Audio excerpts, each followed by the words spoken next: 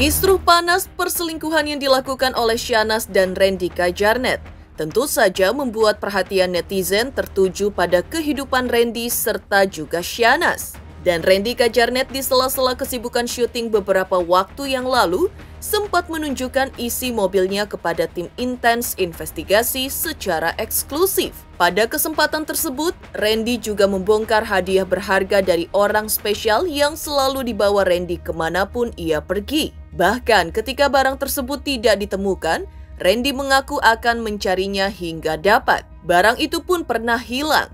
Hal tersebut sempat membuatnya merasa kesal, tapi beruntung ditemukannya kembali. Hadiah berharga apa gerangan yang ditunjukkan Randy dari orang spesialnya ini? Siapa gerangan orang spesial yang dimaksudkan Randy yang memberinya barang tersebut? Tak hanya itu, Randy Kajarnet juga sempat mengungkap bahwa dirinya adalah cucu kesayangan mendiang neneknya. Di awal perjuangan Randy mengikuti casting dari satu rumah produksi ke rumah produksi lainnya, Randy masih ingat pesan yang disampaikan mendiang neneknya.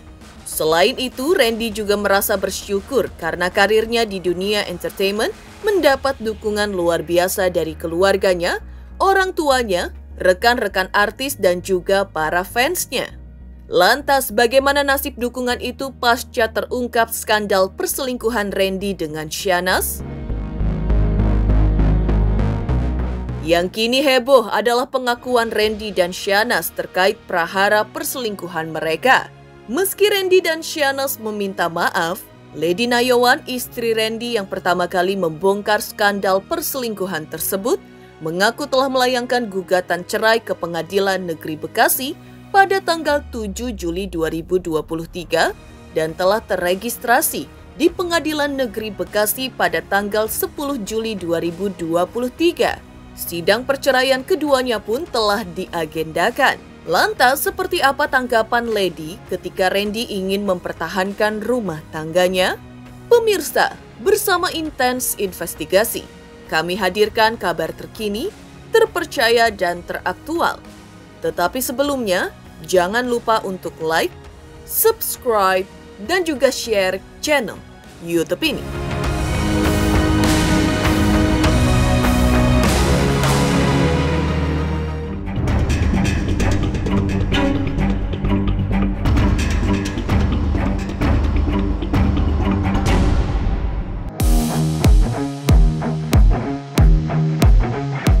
Saat break syuting strippingnya di lokasi syuting, Randy Kajarnet bersedia membongkar isi mobilnya kepada tim intens investigasi yang penasaran dan menyambanginya di lokasi syuting di kawasan Depok, Jawa Barat.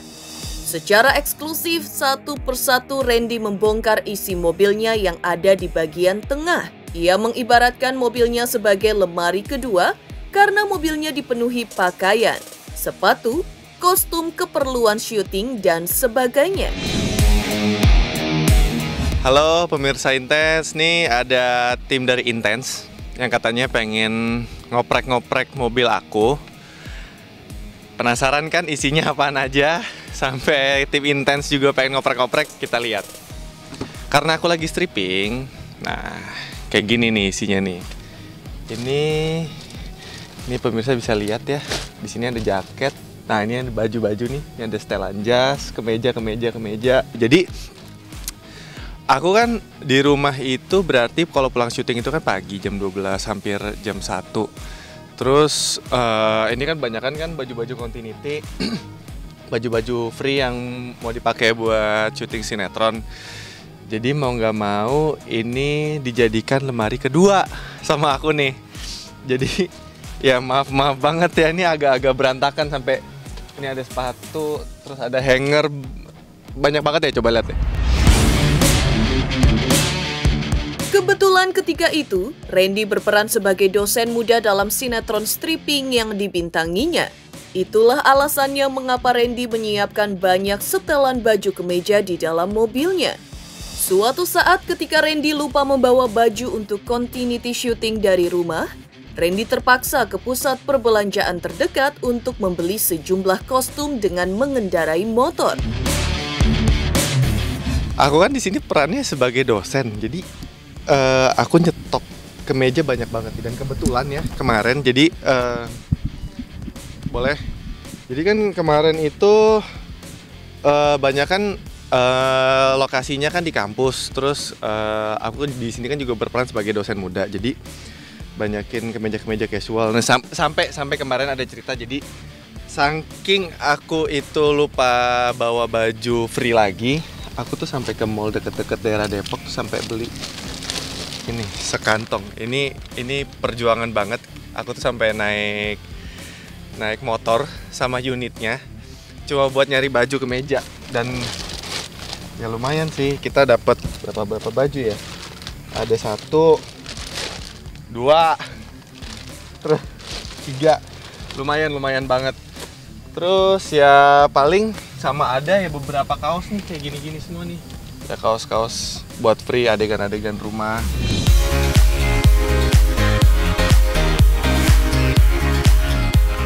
Menyadari pentingnya berolahraga untuk mengimbangi kesibukan syuting yang padat.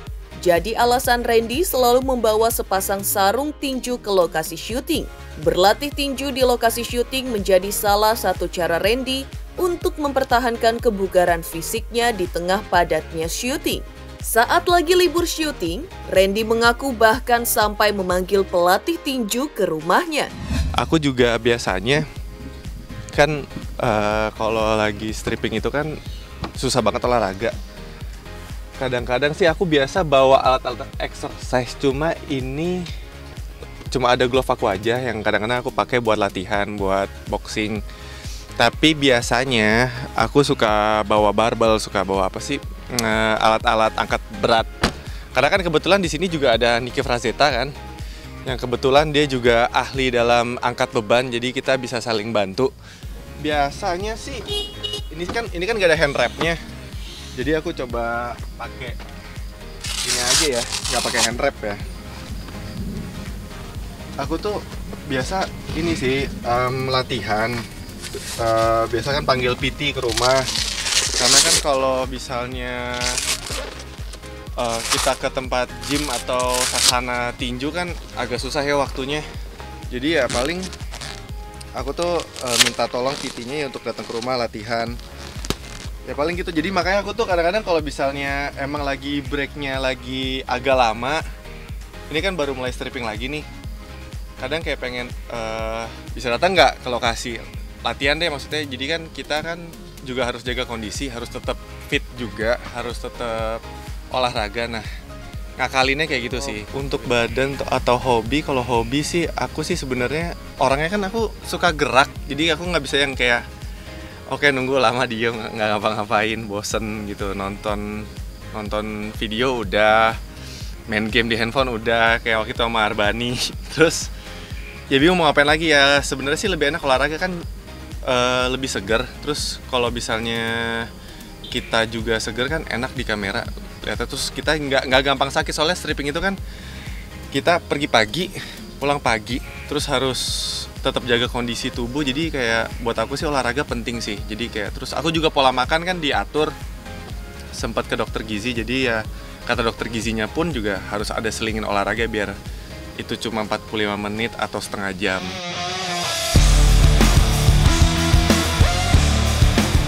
Di antara tumpukan barang di dalam mobil Randy, satu barang yang jika ketinggalan di rumah, maka ia harus kembali untuk mengambilnya meski puluhan kilometer jauhnya.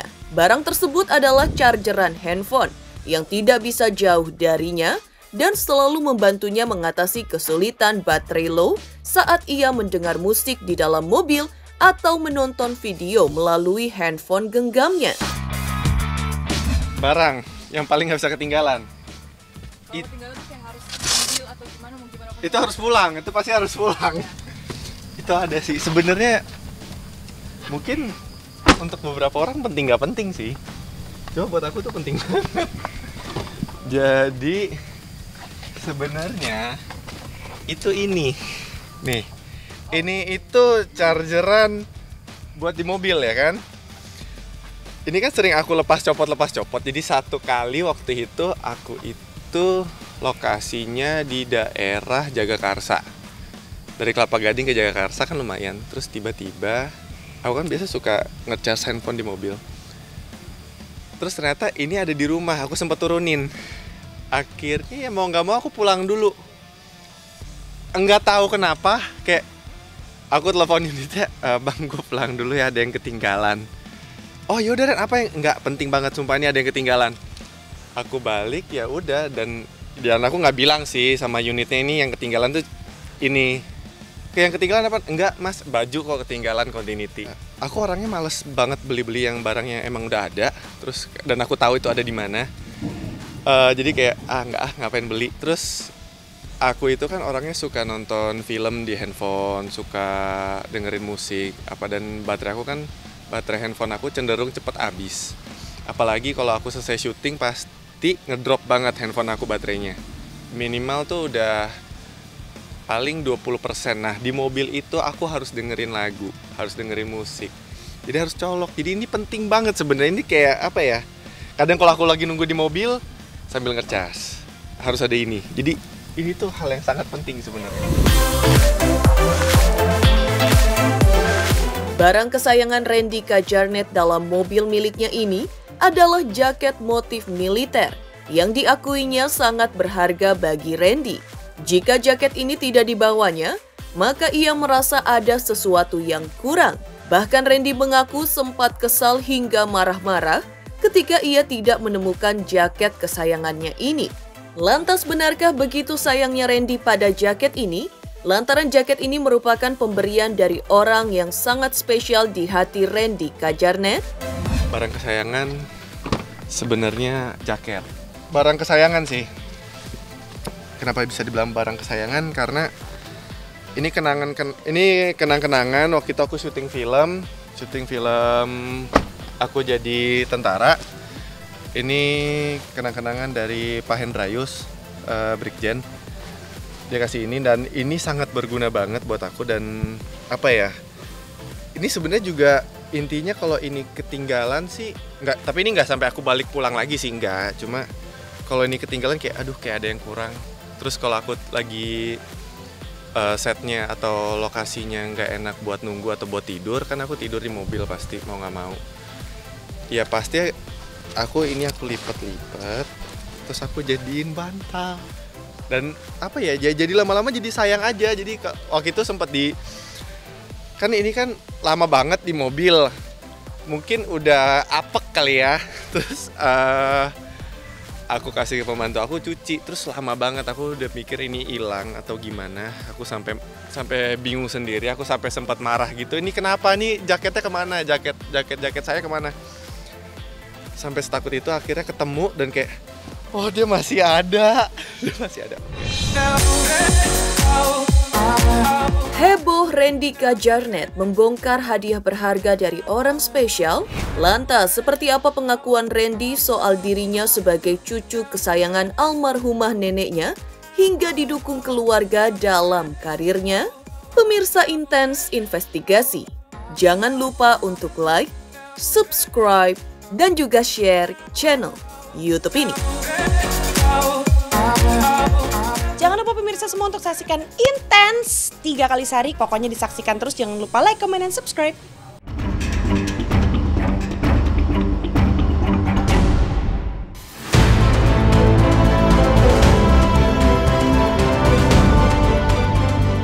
Aksi heboh Randy Kajarnet menunjukkan isi mobil, dilanjutkan dengan curahan hatinya soal nasihat almarhumah neneknya terkait karir Randy di dunia hiburan.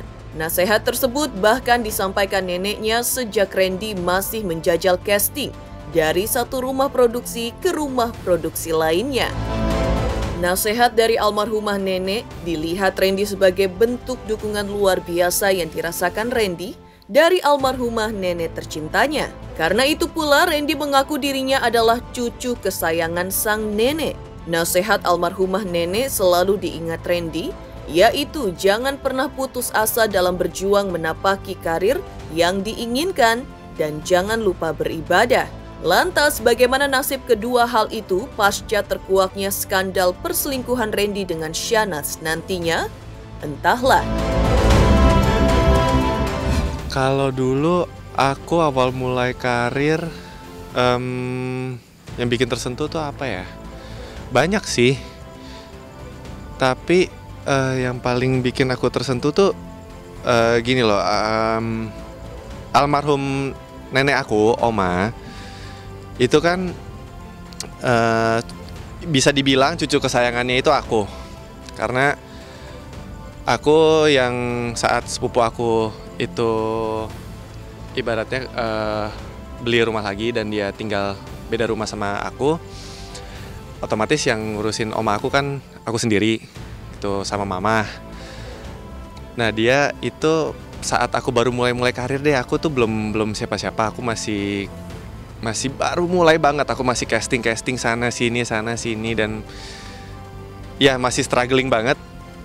Satu kata yang dia bilang sama aku gitu, jangan pernah putus asa, karena apapun yang kamu lakuin ini pasti ada rewardnya, pasti akan ada upahnya. Kamu nggak apa-apa kerja keras sekarang, tapi kamu ingat, kamu itu pasti akan dapat hasilnya nanti. Terus sama dia bilang, jangan lupa selalu berdoa, selalu ibadah.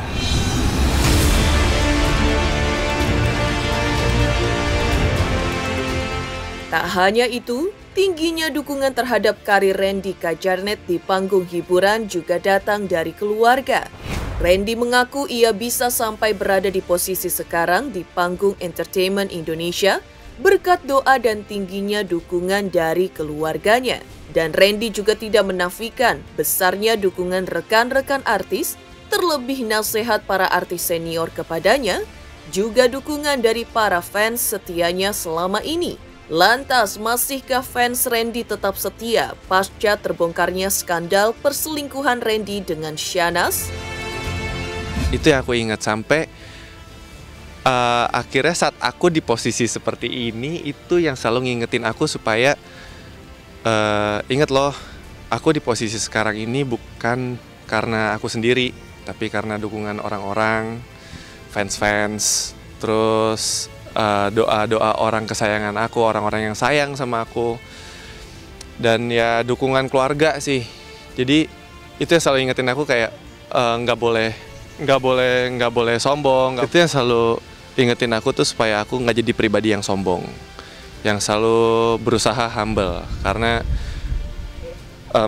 aku pernah dengar juga dari salah satu aktor hebat Indonesia yang ngomong langsung sama aku, Ren, kalau mau sukses itu gampang. Sebenarnya kuncinya cuma satu, attitude kamu harus bagus. Mau sepintar apa kamu, sejago apa kamu, tapi kalau attitude kamu itu jelek, ya kamu nggak akan jadi siapa-siapa. Tapi kalau attitude kamu bagus, someday kamu akan jadi orang besar.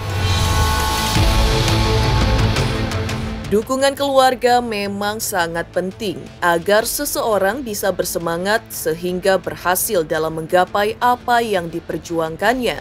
Lantas benarkah pasca Randy dan Shahnaz mengaku dan meminta maaf terkait skandal perselingkuhan mereka? Lady Nayawan tetap menggugat cerai Randy? Pemirsa Intens Investigasi, jangan lupa untuk like, subscribe, dan juga share channel YouTube ini. Hai, aku Chris Hatta. Aku mau mengingatkan pemirsa yang di rumah, jangan lupa ya, saksikan Intens setiap hari Senin sampai hari Sabtu. Sehari tayang 3 kali loh. Dan pokoknya jangan lupa di subscribe, like, comment, and share. Bye-bye.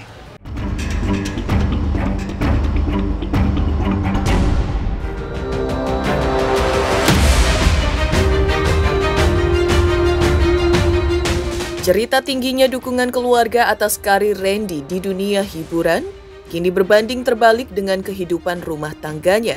Terbongkarnya skandal perselingkuhan Randy dengan Shahnaz Sadiqah berujung Randy digugat cerai istrinya Lady Nayawan, sosok yang pertama kali membongkar perselingkuhan Randy dengan Shahnaz. Meski Randy telah meminta maaf dan berniat mempertahankan rumah tangganya, Lady yang awalnya sempat ragu-ragu untuk bercerai, rupanya telah melayangkan gugatan pada tanggal 7 Juli 2023 dan telah terregistrasi di Pengadilan Negeri Bekasi pada tanggal 10 Juli 2023. Sedangkan agenda sidang cerai perdana telah ditetapkan tanggal 18 Juli 2023. Lady tampaknya mengambil langkah tegas menggugat cerai dan meminta hak asuh anak karena dirinya sudah beberapa kali memaafkan dan memberi kesempatan kedua kepada Randy. Namun toh, Randy tetap jatuh 2 kali hingga 3 kali ke lubang yang sama.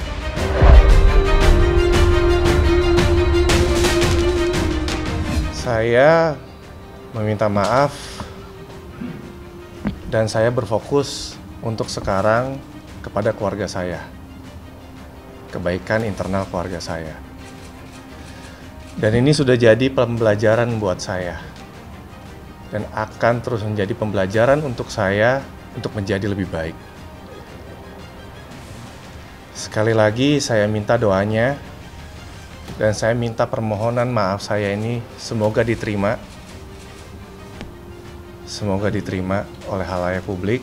Kalau untuk itu tetap saya akan fokus tetap sama internal keluarga saya akan menyelesaikan masalah internal keluarga saya sebaik-baiknya dan saya mohon doanya.